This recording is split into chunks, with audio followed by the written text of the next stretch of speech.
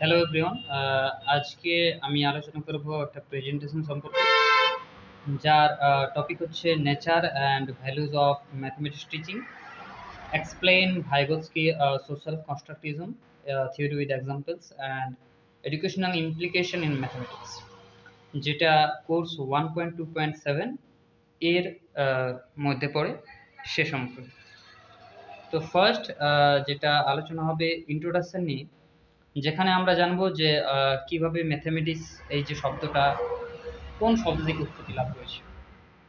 তাহলে ম্যাথমেটিক্স হচ্ছে দুটো গ্রিক শব্দ, একটা হচ্ছে ম্যাথেন আর একটা হচ্ছে ম্যাথেমাটা থেকে উৎপত্তি লাভ করেছে। ম্যাথেন কথার অর্থ হলো টু লার্ন, অর্থাৎ শেখা। আর ম্যাথেমাটা কথার অর্থ হলো সামথিং লার্ন অর নলেজ, কিছু শেখা, জ্ঞান। তাহলে ম্যাথমেটিক্স ইজ এভরিওয়্যার, ম্যাথমেটিক্স সব জায়গায় রয়েছে। সকালে ঘুম থেকে ওঠা থেকে রাত্রে ঘুমোতে যাওয়া পর্যন্ত আমরা দৈনন্দিন জীবনে সবসময় বা দৈনন্দিন জীবনের বাইরেও আমাদের চারপাশেও এই গণিতের সাথে সাক্ষাৎ করি। গণিত সর্বত্র ছড়িয়ে ছিটিয়ে রয়েছে। এ সম্পর্কে গ্যালিলি বলেছেন যে mathematics is the language in which god has written the universe, অর্থাৎ ম্যাথমেটিক্স হলো সেই ভাষা যে ভাষার মাধ্যমে এই ঈশ্বর এই গোটা বিশ্ব ব্রহ্মাণ্ডকে তৈরি করেছে। তাহলে এবার আমরা আসল যে টপিক নেচার অফ ম্যাথমেটিক্সে চলে যাব। নেচার অফ ম্যাথমেটিক্সে সর্বপ্রথম আমরা জানবো যে ফার্স্ট যেটা সেটা হচ্ছে লজিক্যাল অ্যান্ড সিস্টেমেটিক, অর্থাৎ ম্যাথমেটিক্স সাধারণত লজিক্যালি ভাবি এবং সিস্টেমেটিক্যালি হয়ে থাকে। যেমন আমরা কোনো একটা যদি সমস্যা যদি আমরা সমাধান করি, তখন সেটা নির্দিষ্ট ধাপে ধাপে নিচে নামে এবং লজিক্যালি একটা স্টেপ আগের স্টেপ বা পরবর্তী স্টেপের সাথে সম্পর্কযুক্ত থাকে।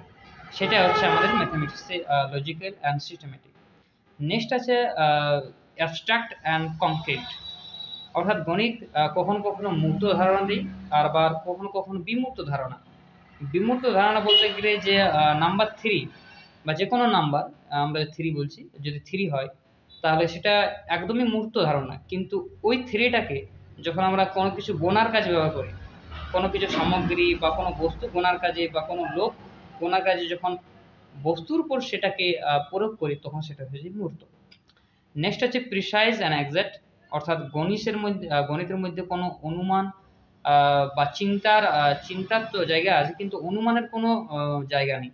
মানে অনুমান করে কোনো কিছু বলা যায় না। গণিত সবসময় এক্সাক্ট মানে সঠিক তথ্য এবং সঠিক সুনির্দিষ্ট তথ্য আমাদেরকে দিয়ে থাকে। যেমন আমরা পিথাগোরাসের যে উপপাদ্যটা, সেটা আমরা যে কোনো জায়গায় ব্যবহার করি না কেন সবসময় সমান মান দেবে। নেক্সট আছে ইউনিভার্সাল, অর্থাৎ গণিত সর্বত্রই বা সর্বজনীনভাবে ছড়িয়ে ছিটিয়ে আছে।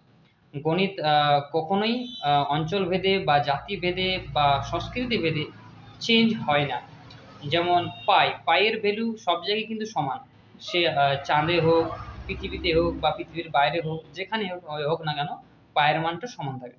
নেক্সট হচ্ছে ডাইনামিক অ্যান্ড ইভলভিং, অর্থাৎ গণিত একটা হচ্ছে পরিবর্তনশীল শাস্ত্র। গণিত দিনে দিনে পরিবর্তন এবং আরও ডেভেলপমেন্ট হচ্ছে।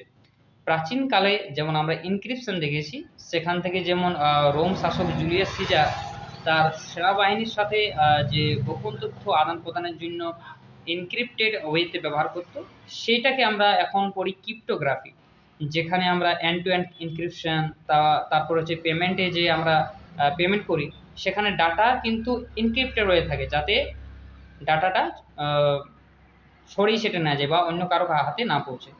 আর ইভলভিং অর্থাৎ গণিত যেটাই যে বললাম যে গণিত পরিবর্তনশীল হচ্ছে। নেক্সট হচ্ছে ইন্টারকানেক্টেড, অর্থাৎ গণিত যে শাখাগুলো আছে একে অপরের সাথে সম্পর্কযুক্ত আছে। যেমন আমরা যদি বলি অ্যালজেব্রা, জ্যামিতি বা ক্যালকুলাস একে অপরের সঙ্গে সম্পর্কযুক্ত। বৃত্তের ক্ষেত্রফল যদি বলি, যখন আমরা বৃত্তের ক্ষেত্রফল বার করবো তখন আমরা অ্যালজেব্রা কনসেপ্ট, বা আবার যখন সূত্রের সাহায্যে আমরা সেটাকে জ্যামিতিক আকারে যখন প্রকাশ করবো তখন আমরা জ্যামিতির, বা যখন সমীকরণটা লিখবো তখন আমাদের ক্যালকুলাস, বা যেমন লগারিদম বা লিমিট যখন বের করবো তখন আমাদের ক্যালকুলাসের কাজে লাগছে। নেক্সট হচ্ছে প্যাটার্ন অ্যান্ড স্ট্রাকচার ওরিয়েন্টেড, অর্থাৎ গণিত প্রকৃতিতে সর্বত্র ছড়িয়ে ছিটিয়ে আছে বিভিন্ন প্যাটার্ন আকারে, স্ট্রাকচার আকারে। যেমন আমরা যখন ঘূর্ণিঝড় দেখি তখন আমরা ফিবোনাক্কি যে সিরিজ, সেটার সাহায্যে, বা ফুলের যে একটা সিমেট্রি যে তাল আছে সিমেট্রির ভাবে সেখানে দেখতে পাই। বা পর্বমধ্যগুলো, যে গাছের যে কাণ্ড তার যে পর্বমধ্যগুলো যে নির্দিষ্ট যে দূরত্ব চলে গেছে, নির্দিষ্ট অনুপাতে চলে গেছে, সেখানে আমরা ধারণাটা দেখতে পাই। নেক্সট হচ্ছে আমাদের ভ্যালুজ অফ ম্যাথমেটিক্স টিচিং, মানে গণিত যে শিক্ষণ সেখানে কি কি মূল্য রয়েছে।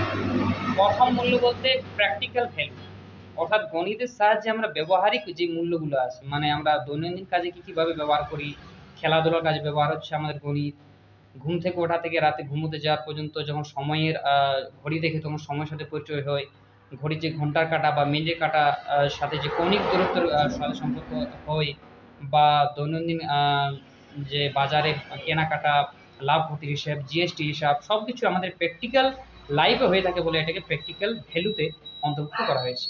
নেক্সট হচ্ছে ডিসিপ্লিনারি ভ্যালু, অর্থাৎ গণিত কখনো কখনো আমাদেরকে সততা, নিয়মিততা, এছাড়া শৃঙ্খলাবোধ আমাদেরকে শেখায়। যে একটা শিশু যখন গণিত বা অ্যালজেব্রা যখন সেটাকে ধাপের সাহায্যে সে সমাধান করে, তখন সে যদি ভুল করে তাহলে সেটা কোনোদিনই মেলানো সম্ভব নয়।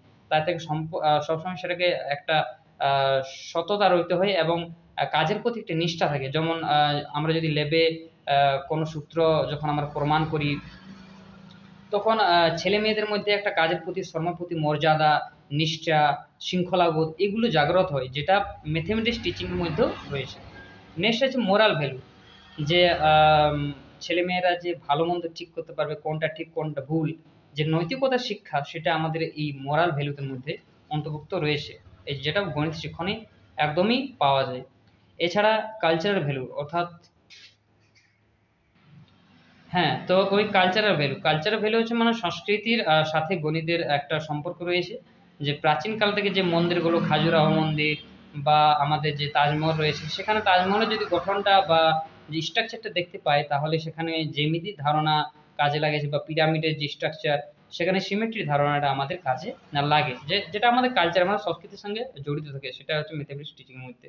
এছাড়া সোশ্যাল ভ্যালু, অর্থাৎ সামাজিকভাবে আমরা গণিতকে ব্যবহার করে থাকি সমাজের সাথে বিভিন্ন হিসাব নিকাশ, বা সমাজের বিভিন্ন কেনা বেচা, বা সমাজের দোকানদার হিসেবে গ্রাহকদের সাথে ভালো সম্পর্ক রাখা, যদি ভালো হিসাব করতে পারি, তাহলে গণিত যে শিক্ষণ তার মাধ্যমে হয়ে থাকে। ভোকেশনাল ভ্যালু, বা যে কোনো পেশার ক্ষেত্রে আমাদের গণিত কাজে লাগে, সে ছোট হোক বড় হোক, সমস্ত ক্ষেত্রে আমাদের গণিতকে আমরা দৈনন্দিন জীবনে বা পারিপার্শ্বিক জীবনে আমরা ব্যবহার করে থাকি, যেটা আমাদের ম্যাথমেটিক্স টিচিং এর মধ্যেও ভ্যালুর মধ্যেও পড়ে।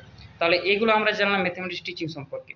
নেক্সট আমরা জানবো যে ভাইগোৎস্কি, এরপর আমরা জানবো যে ভাইগোৎস্কি সোশ্যাল কনস্ট্রাকটিজম থিওরি সম্পর্কে। তার আগে আমরা জানি যে ভাইগোৎস্কি কে ছিল। প্রথমত জানি যে আমরা লেভ ভাইগোৎস্কি একজন রাশিয়ান সাইকোলজিস্ট ছিল, যিনি সাধারণত শিশুদের উপর বিভিন্ন পরীক্ষা নিরীক্ষা করে বিভিন্ন সাইকোলজিক্যাল ডেভেলপমেন্ট থিওরিগুলো প্রবর্তন করতো বা প্রণয়ন করতো। তো এখানে সোশ্যালি কনস্ট্রাকটিভিজম থিওরিতে প্রথম তিনি যে ধারণাটা আছে সেটা আছে সোশ্যাল ইন্টারাকশন। অর্থাৎ তিনি বলেছেন যে শিশু সাধারণত যে শিশুর যে শিক্ষাটা বা শিক্ষা সাধারণত ব্যক্তিকেন্দ্রিক হয় না, বা ব্যক্তিগতভাবে হয় না, এটা সাধারণত সমাজের সাথে বা সামাজিক মিথস্ক্রিয়ার ভাবে এটা হয়ে থাকে। এই জন্য তিনি বলেছেন যে, যেমন আমরা ক্লাসরুমে যখন একটা বাচ্চাকে শেখানো হয়, তখন বাচ্চাটা তার শিক্ষকদের সাথে, তার পিয়ার যে গ্রুপ আছে, অর্থাৎ তার ক্লাসমেটদের সাথে কথাবার্তা বা সামাজিক মিথস্ক্রিয়ার মাধ্যমে বিভিন্ন শিক্ষা লাভ করে থাকে। নেক্সট যেটা টপিক আছে সেটা হচ্ছে জ্যাডপিটি। জ্যাডপিটির কথা অর্থ হচ্ছে জোন অফ প্রক্সিমাল ডেভেলপমেন্ট, অর্থাৎ একটা শিশু যা করতে পারে বা যা করতে পারে না, তার মাঝে যে দূরত্বটা, সেটাই হচ্ছে জেডপিটি। অর্থাৎ কেউ যদি তাকে, শিশু বা কোনো মানুষের থেকে বেশি অভিজ্ঞতা সম্পন্ন কোনো মানুষ কিছু যদি হেল্প করলে, যে হেল্পটার সাহায্যে সে ওই জেডপিটি, মানে যেটা পারে না সেটাকে সে পারবে বা পেরে থাকে, সেটা হচ্ছে জেডপিটি। যেমন অঙ্কের ক্ষেত্রে যদি বলতে পারি যে একটা বাচ্চা সে ভাগ করতে পারছে না, তাহলে তাকে যদি প্রথমে তো বিয়োগ শেখানো হয়, বা বিয়োগটা কিভাবে হয় সেটা যদি শেখানো হয়, বা একটু যদি সাহায্য করা হয়, মোটিভেট করা হয়, তাহলে তাই সে আপনা আপনি বা তাড়াতাড়ি জেডপিটি বা যে ভাগটা সেটা শিখে নিতে পারবে। নেক্সট হচ্ছে স্কেফোল্ডিং।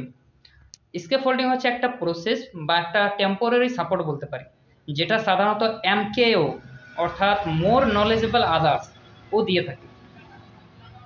স্ক্যাফোল্ডিং স্ক্যাফোল্ডিং ধরে নাও যে একটা সাইকেলে করে একজন সাইকেল প্রথমত বাচ্চা শিখছে, তাহলে যদি আমরা কেরিয়ারে করে একটুকু ধরে নিই, তাকে একটুকু স্পিড করে দিই, তাহলে সে তাড়াতাড়ি শিখতে পারবে। বা বাচ্চা লেখার ক্ষেত্রে সিলেটে যখন লিখছে, তাকে যদি হাত দিয়ে একটুকু লিখে দিই যে কেমনভাবে লাইনের উপর লাইন বোলাতে হবে, তাহলে সে তাড়াতাড়ি সেটাকে পারবে। সেটা হচ্ছে স্ক্যাফোল্ডিং, অর্থাৎ যেটা যে সাহায্যটা করলে সে জেডপিটিটা পারবে, সেটাই হচ্ছে স্ক্যাফোল্ডিং। নেক্সট হচ্ছে এমকিউ, মানে একটা শিশুর বেশি অভিজ্ঞতা সম্পন্ন, বেশি জ্ঞান সম্পন্ন যে মানুষগুলো বা যে সামগ্রীগুলো আসলে তাকে জেডপিটি অর্জনে সাহায্য করে। যেমন রয়েছে, এটা মানুষ হতে পারে, তার বন্ধু হতে পারে, তার পিতামাতা হতে পারে শিশুর, বা তার আশেপাশের বই হতে পারে। এছাড়া এখনকার যে ডিজিটাল যে প্ল্যাটফর্ম, বিভিন্ন এআই বা বিভিন্ন প্রযুক্তি টেকনোলজিক্যাল ইনস্ট্রুমেন্ট, সেগুলো হতে পারে। সেটা হচ্ছে এমকিউ। নেক্সট হচ্ছে ল্যাঙ্গুয়েজ অ্যান্ড ডায়ালগ। আমরা জানি যে ভাষা হচ্ছে শিক্ষার মাধ্যম, ভাষার সাহায্যে আমরা শিক্ষাটাকে ভালোভাবে অর্জন করে থাকি। তো এই ভাষার মাধ্যমে বিভিন্ন সামাজিক মিথস্ক্রিয়া, সেটা পিয়ার গ্রুপের সাথে হতে পারে, শিক্ষক মহাশয়ের সাথে হতে পারে, বিভিন্ন কথোপকথন বা সামাজিক মিথস্ক্রিয়ার মাধ্যমে সেটা সে শিখতে পারে। তাহলে এই হলো যে ভাইগোস্কির যে সোশ্যাল কনস্ট্রাকটিজম থিওরি। এরপর আমরা জানবো একটা এক্সাম্পল সম্পর্কে।